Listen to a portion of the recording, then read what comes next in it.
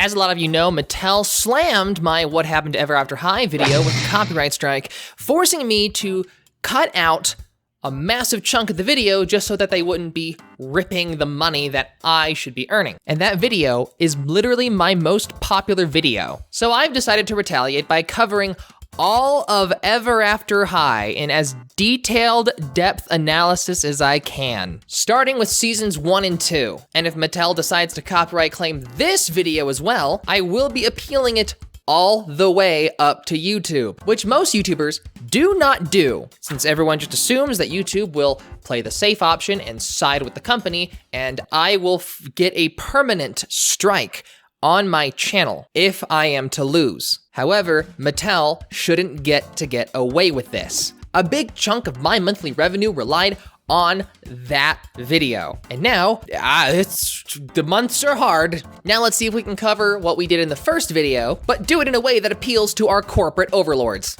Ever After High is a doll franchise that was made to complement Monster High. This was released during a weird era where everyone was making their own twist on classic fairy tales. I largely look at Once Upon a Time being the largest driving force as to why this trend was present between 2011 and 2018. So the show started off with webisodes online, but most people know about the Netflix series based on those shorts. I started watching Ever After High when I was slowly becoming obsessed with the Tinkerbell movies and My Little Pony, but Ever After High tickled my soul in such a special way that it's hard to describe. And so Ever After High is something that I really just need to cover more on my channel. Funny enough, I learned about Ever After High before I learned about Monster High, and I also didn't realize there was dolls in this series until a long time later. It was way too late. The power of putting things on Netflix should not be undervalued.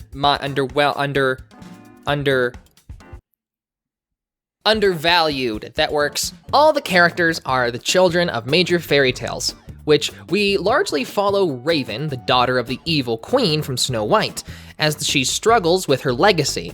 She's destined to be evil, but she doesn't want to be evil. All of these kids are destined to relive their parents' fairy tales in order to keep it alive. And so you can see why some people really don't want that, because some stories are pretty awful. Don't forget about that magic contract you gotta make forever, binding you to your destiny whether you like it or not. You gotta sign it and vow that to do what your parents did. There is no autonomy in this world. Ha ha ha, screw you, I guess. I was just wondering, what if I don't want to take the pledge? I didn't want to do the Pledge of Allegiance either. You know, it turns out schools can't legally force you to do it. Also, if they don't take the pledge, they cease to exist. So that's a bummer, I guess. And that includes everyone in the story, so not just Raven. So Applewhite is scared too. Also, the headmasters of the school are the Brothers Grimm, which is a nice touch. Good job, guys. Applewhite is the popular girl character, along with Briar Beauty, daughter of Sleeping Beauty, who is a party girl because she needs to live it up before she sleeps for 100 years. That's gotta be killer on your back. Hey, you wanna get a Hocus Latte? I like a lot of cream. I like my cream with some coffee. I would usually bash Apple for being selfish and not thinking about how Raven feels, but also she's risking possibly not existing, so I can't really be too upset with her. Anyway, Raven and Madeline go to Giles Grimm, who hides in the school. And they ask him what would happen if she doesn't sign the book. And he says the book is a hoax. Great, I think. Hey, riddle-ish is not an exact language.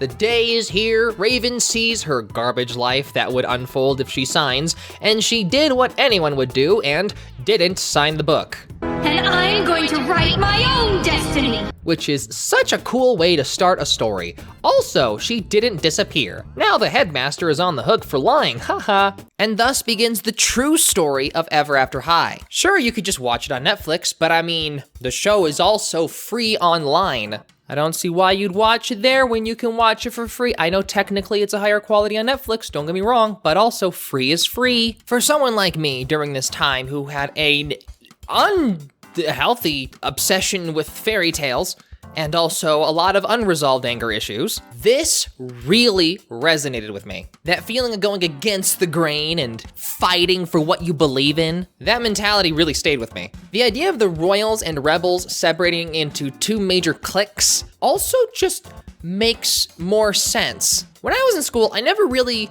saw the micro cliques of the jocks and the goths and the nerds and, all those things, which they were there, don't get me wrong. What was more evident was how those cliques overlapped. And you would notice a lot of very similar people would overlap with each other. And so in the end, it was the popular kids versus everyone else, regardless of what cliques that they were part of. I love the royals versus rebels dichotomy of this show. The problem is that Raven is also going against her nature. She's naturally evil. Season 1 is just 2-minute shorts that fleshes out the show marginally, like Cupid having a crush on Dexter Charming, the other not as cool prince, or Hunter, son of the huntsman from Red Riding Hood, and the daughter of Cinderella, are secretly dating, which also breaks the whole destiny thing. This will be a constantly recurring thing throughout the whole show. Or, gasp, Cerise Hood, the daughter of Red Riding Hood, is a wolf girl. You're telling me her mom and dad are Red Riding Hood and the big bad wolf? I'm shocked. I can't believe that her mom is a furry. I will tell you how it happened. We banished the rebels to their own evil school. Well, now you're just ripping off the School for Good and Evil, guys. Come on. Which, yes, I know, the School for Good and Evil and Ever After High released at the same time, like literally the same month. It's wild. I get it. They did not rip each other off. It was all just them doing their own thing, and it was a big coincidence. Please watch my video on the School for Good and Evil. Tension between royals and rebels will be a constant throughout the whole show as they argue what the truth is without either of them truly knowing. Season 1 isn't actually all that much. Great start, but then it's a whole bunch of nothing after the Legacy Day thing.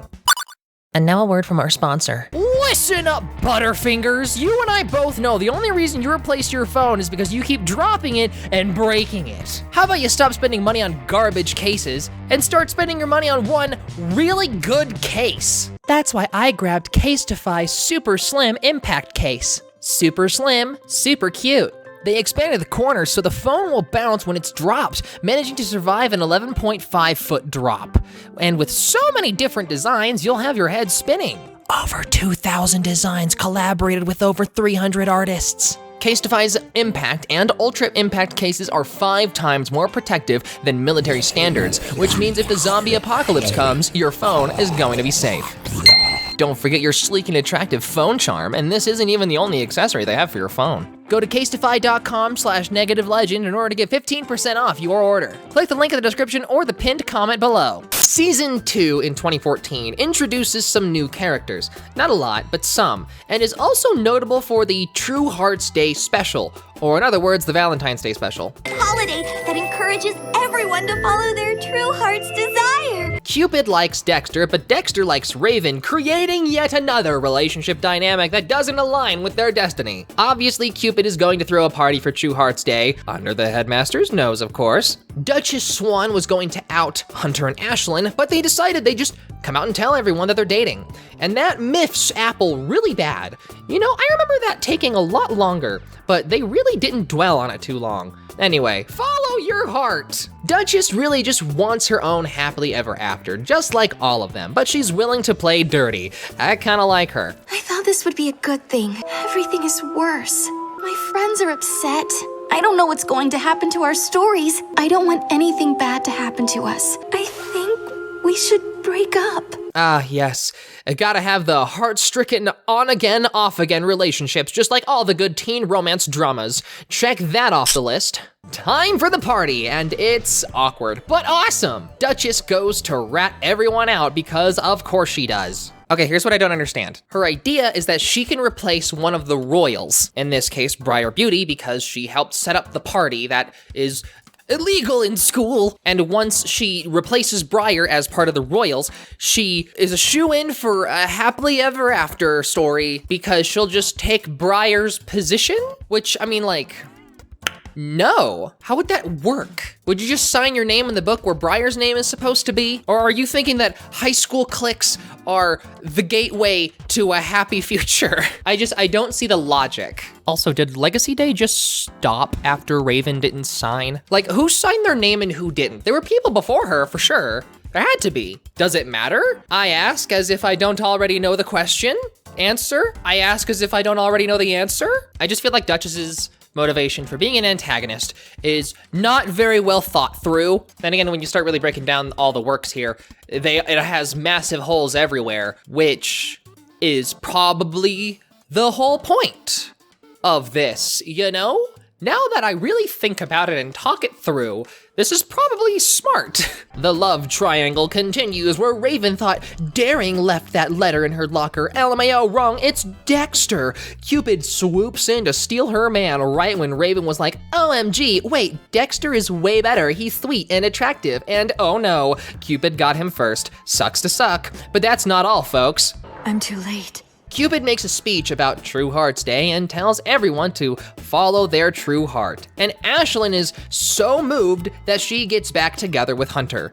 Like I said, on again, off again. And now Ashlyn joins the rebels. Apple also tells Ashlyn that she's worried about her, but they're still friends regardless of her betraying the royals like a dirty heathen. Also, Duchess gets duped and is led to the wrong party, so now she's in trouble. What always appealed to me about Ever After High compared to, say, Disney Descendants, which don't get me wrong, Descendants isn't all that bad, but I feel Disney's Descendants is the primary reason that Ever After High was crushed into the ground.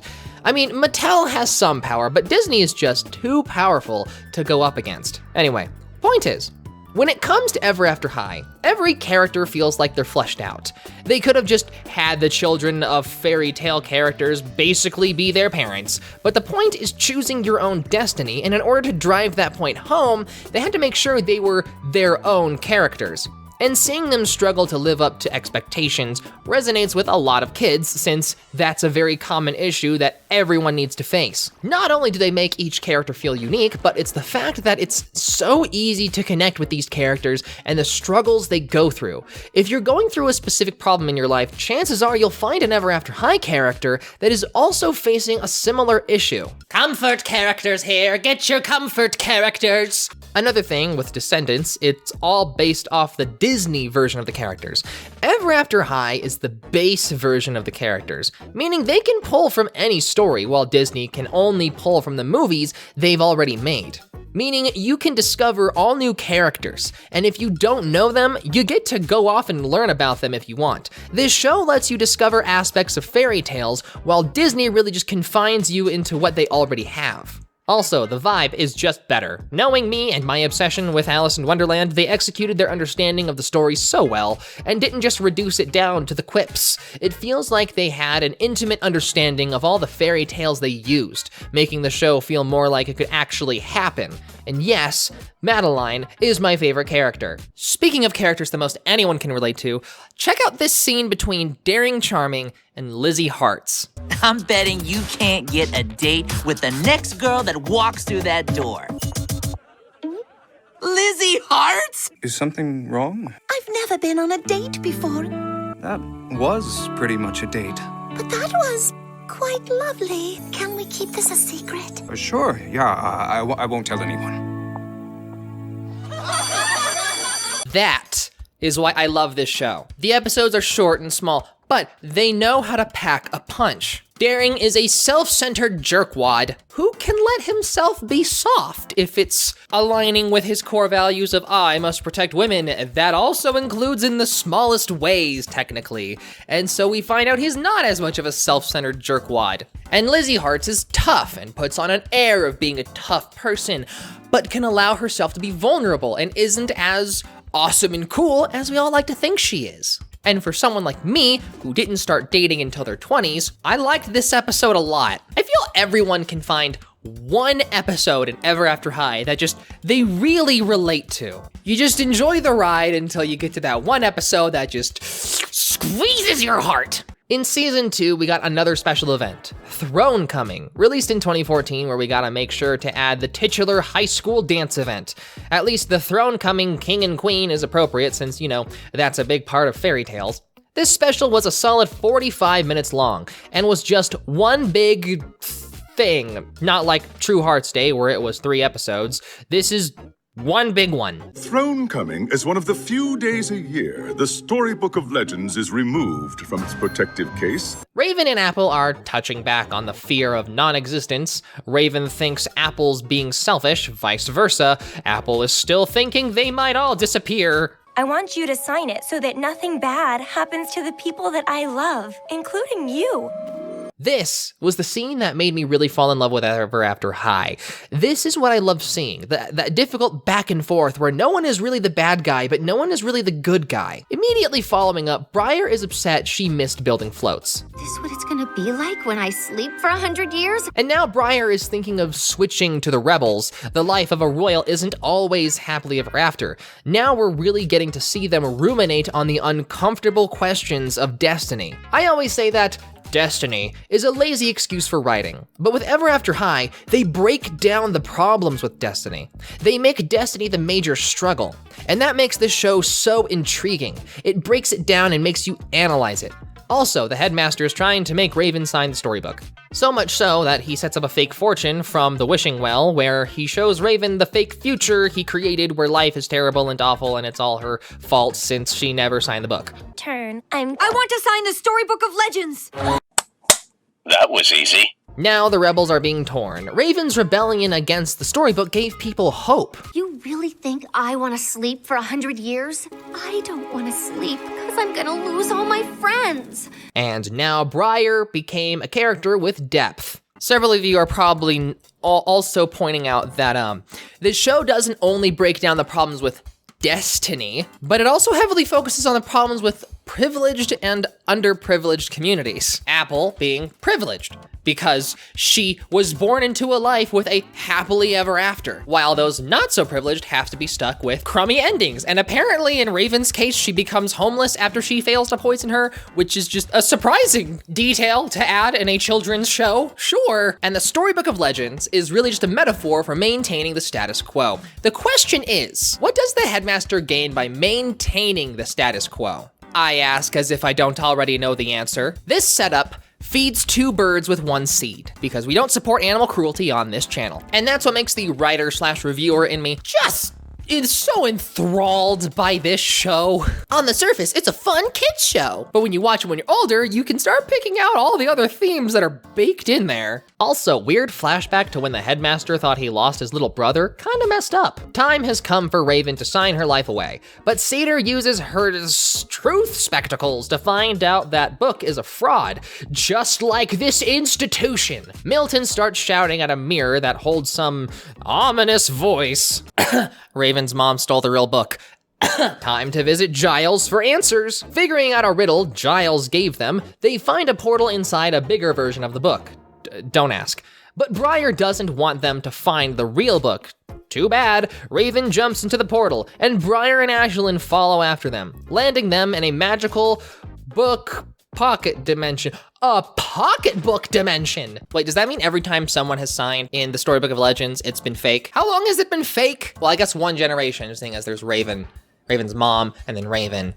So I guess it's just this class, this generation. Huh, this really didn't last all that long. They each need to go into their own stories, or each other's stories, in order to hunt down the pages of the Storybook of Legends. And now they get to all literally walk in each other's shoes. One thing I never realized is how often they say, wait a spell, because they say it a lot. You can make a drinking game out of it. Briar sees things through Raven's eyes, and Apple immediately touches the needle and falls asleep like a big dummy dum-dum, I swear. Everyone else manages to find the pages. They don't really show them grabbing the pages. Honestly, I wish they would have ruminated on them experiencing everyone else's story and the future that they're going to end up in. They you know, teleport back. It's like, oh, I had no idea. Oh, I'm so sorry. But like, we as an audience don't really get to see how they experienced it. We gotta make room for the book ball game, which I'm completely skipping over because it's not relevant to the plot. I mean, it's cool that it's cool that Cerise got to become like she got to play and become top dog. Briar goes in to help Apple, and for no reason, there's a weird creature thing. Gotta add some sort of struggle. It just doesn't make sense as to why that's here, but okay, I guess. Apple ends up okay, it's all good. And the Pages United creates a spell that allows Giles Grimm to speak in plain English. You retrieved the pages so you could break my curse. Yeah, that's cool, bro, but where's the storybook? I know who took it. The Evil Queen. The brothers locked the evil queen away after she tried stealing the book, wanting to put evil in every story. Flashback, Giles didn't die. I know, big shocker. And that's why Milton never wanted to go against the stories ever again, because he was traumatized into thinking he killed his brother. Kinda weak reason as to why, but okay. And Giles thinks you should follow your destiny, so Milton locked him up and cast that Riddlish spell on him, which makes even less sense. I don't get Milton Grimm. I want to protect my brother, but also he has conflicting morals that I do, so I'm going to curse him and lock him up. What the heck, dude? I mean, Milton sucks. Time for Thronecoming. So now you can hunt down the doll tie-in available everywhere toys are sold. Almost a decade ago. Gasp! Is that Red Riding Hood being roommates with the evil queen? Guess Briar needs to borrow the truth spectacles and get to the bottom of this. Gosh, there's a hidden thingamabob below the rug. It's the Storybook of Legends! Gasp! If I don't, that terrible vision that I saw in the mirror will come true. Wishing well. I never told anyone I saw a vision in the well. You put it there. Get punked! That's what you get! Also, the brothers reunite, and they just sort of forgive each other, which I would not do if I were him. Also, Briar hides the storybook in the well, which, like, why? Just keep it where you found it. Thronecoming is where Ever After High starts just really started. Not in terms of the story, but when it started feeling, you could tell they were taking the show in a whole new direction. You could see that Ever After High was gaining traction, and they really started to just let the people making the show just do what they needed to. The story has become complicated in all the right ways. This is where I feel a lot of people learned to fall in love with Ever After High, and a lot of faith was established between the franchise and its audience. I'll be going through all of Ever After High in upcoming videos, so subscribe if you want to stick around for more, because next I'm covering Spring Unsprung. I hope you enjoyed this video. Stay beautiful and keep playing.